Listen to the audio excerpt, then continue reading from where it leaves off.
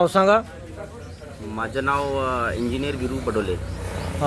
काल जो प्रकरण घडलेलं आहे गौरेश बावनकर यांच्याविषयी तुमचे व्यक्तिमत्व काय म्हणतात? आता गौरेश बावनकर नावाचा जो व्यक्ती आहे त्यांनी जे काही हरकत केली त्यांनी नीच हरकत केली असं मी मानतो. कारण एका महापुरुषांवर ज्यांनी भारतातला दिशा आणि दशा जो आहे हे चेंज केला आहे, त्या महापुरुषांच्या बाऱ्यामध्ये त्यांनी तसं वक्तव्य करणं हे म्हणजे दुर्दैवाची गोष्ट आहे.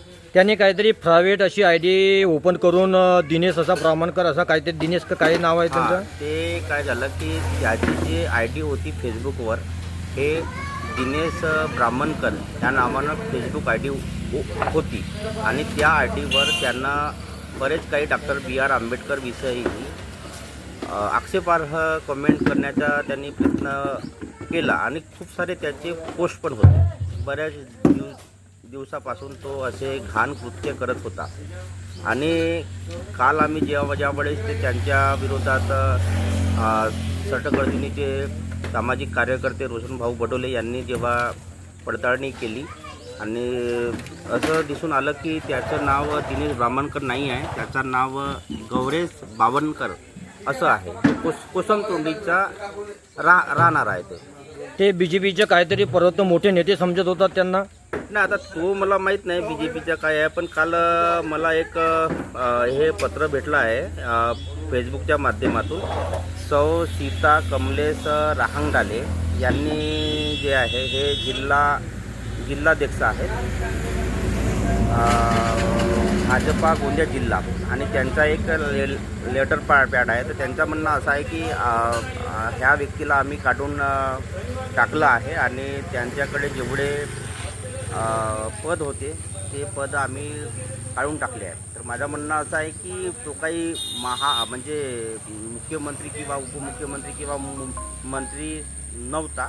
ठीक आहे. दुसरी गोष्ट कसं आहे की जिल्हाध्यक्षाचं म्हणणं असं आहे की डॉक्टर बाबासाहेब आंबेडकर यांचा अपमान कधीही सहन करणार नाही करिता प्राथमिक सदस्यत्व रद्द करून तातडीने सर्व पदावरून आणि जबाबदारीतून मुक्त करण्यात आले.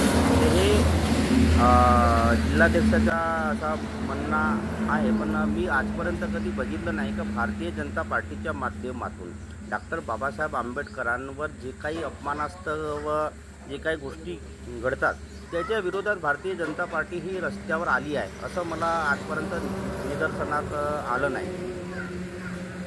याच्या तुम्ही बहुजनमध्ये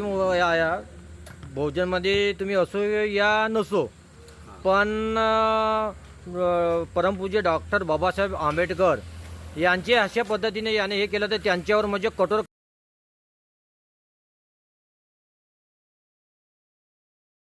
लोकांना माहीत नाही आहे. बहु म्हणजे जास्त आणि जन म्हणजे समूह, जास्त लोकांचा समूह आणि अशा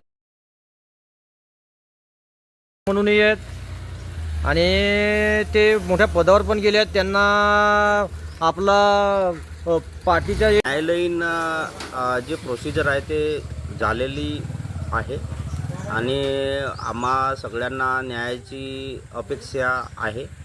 तर जेवढा आमचा जो समाज बांधव आहे, जेवढा आंबेडकर राईट पीपल्स आहे, त्यांना अपेक्षा आहे की त्यांच्यावर कारवाई होईल.